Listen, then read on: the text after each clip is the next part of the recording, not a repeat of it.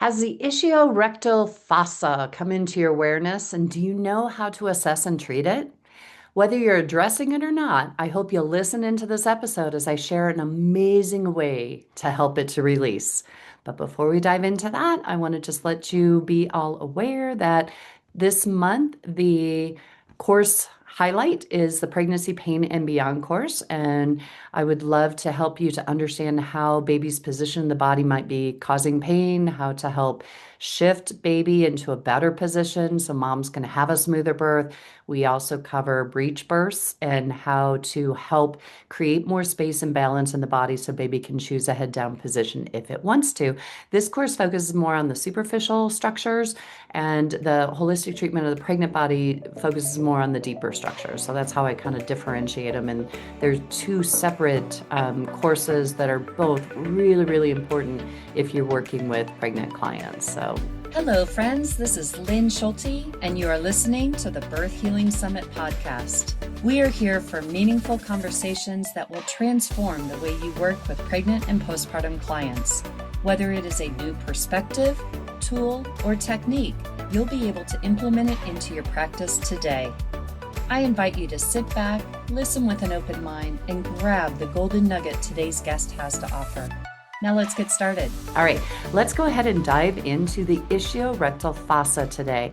I know I've talked about this in another podcast, but I've found a better way to help get it to release that I want to share with you today. And so to review, the ischiorectal fossa is the area between the anus and so lateral to the anus and medial to the ischial tuberosity. And it's part of my protocol that I teach in the holistic treatment of the postpartum body course. There's a protocol that I teach doing intravaginal work. And after we do the sphincter muscle release, which you guys, I don't know, there's nobody else out there teaching how to work with the anal sphincter muscle like I do in my courses. So please come learn, take the holistic postpartum body course. So you can learn how to better assess that anal sphincter muscle because there are always knots in that muscle post-birth. If you watch a birth and you see how much a baby's head causes that muscle to stretch out during the birth process, it's no wonder it has knots in it. And it's going to affect this ischiorectal fossa area. So we want to address the anus first and release that muscle. But then afterwards, we want to see what the mobility is like of this ischiorectal fossa. And I want to give Nicole Cozina a shout out for this because she's the one that made me even aware of the structure in the first place. I did not remember learning it way back when. So when she started talking about it, I was like, oh, and then I just started getting curious with it. And if you just put your thumb lateral to the anus and just press in up towards the head, so we're pressing in superiorly, the same amount mobility should be on one side as it is the other side. And typically what I find in postpartum clients is that one side is definitely has less mobility. And I have to say that I'm finding more on the left side. So the left side has less mobility, less ability to compress up and inside. And in another podcast, I know I talked about the when you are assessing the pelvic floor muscles and you have your finger along the entire length of the muscles, like at 4 or 5 o'clock intravaginally, and they go to assess and they go to contract those muscles. And if you feel a gap in the muscle's ability to contract, so you feel strength and then you feel this like divot and then you feel the muscle, so it's this divot in those tissues where you're thinking, oh my goodness, there's a divot, that muscle is not contracting like the others are. So, I wonder if it might be a defect, like that muscle got torn away from its attachment point.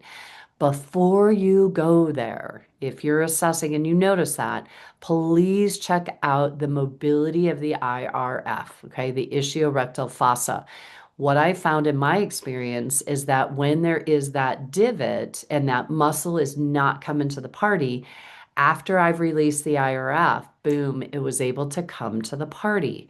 It was able to contract. It had strength in there. So it wasn't a defect. It was just being inhibited by the inability of these tissues to move superiorly.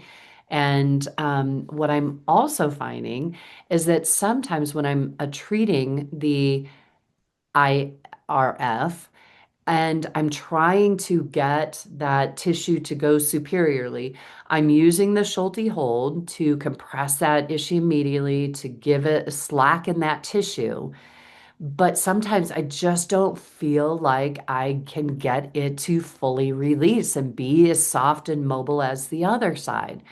And what came to me one day in the clinic was I started compressing the adductors on that left side. And when I compress the adductors medially and then into its insertion point, which is the rami bone, the pubic bone, and the ischium, let's see, so I've let go of the Schulte hold. So I'm still internally and pressing in on the IRF.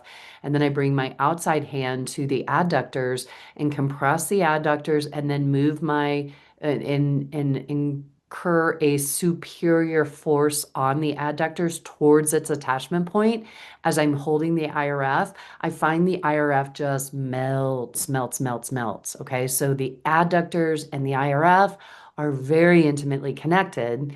And that's what I wanted to share with you in this episode. So please know that I am in the process this year. I will be updating the holistic postpartum, both of the holistic courses are on my agenda to do this year, along with write a book. And I will be revamping the videos and I will add that video in. And if you have purchased my courses, if you've ever purchased the holistic treatment of the postpartum body course, you will get the updates. Okay. So please know that. And that is hopefully, I'm not sure, hopefully by the summer I'll have that done. But we will be updating that and everybody will get access to that, okay? But I will add this piece to the puzzle because using the adductors, compressing the adductors while you're trying to get that IRF to let go is a way better way to do it. I found that it likes it and it allows that IRF to release, okay? So please, if you haven't been bringing the IRF into your assessment piece, please start doing so because it can give us a lot of great information, all right? So check out the IRF. If the IRF is restricted on one side compared to the other side, compress those adductors and see if you get that release that I'm finding so beautifully in my clinic. All right. Thanks so much for listening in, everybody. Please share this with a colleague if you know someone that might benefit from knowing this information. I'd love to expand the reach with this podcast, and I'd love your help in doing that. So thank you so much. And here is to smoother births, faster recoveries, and to releasing the IRF. All right. Take care, everybody. Bye-bye. Today's podcast was brought to you by the Institute for Birth Healing. To discover more, visit instituteforbirthhealing.com. To claim $50 off of any online course, use coupon code PODCAST50 at checkout. Till next time, I'm Lynn Schulte, founder of the Institute for Birth Healing.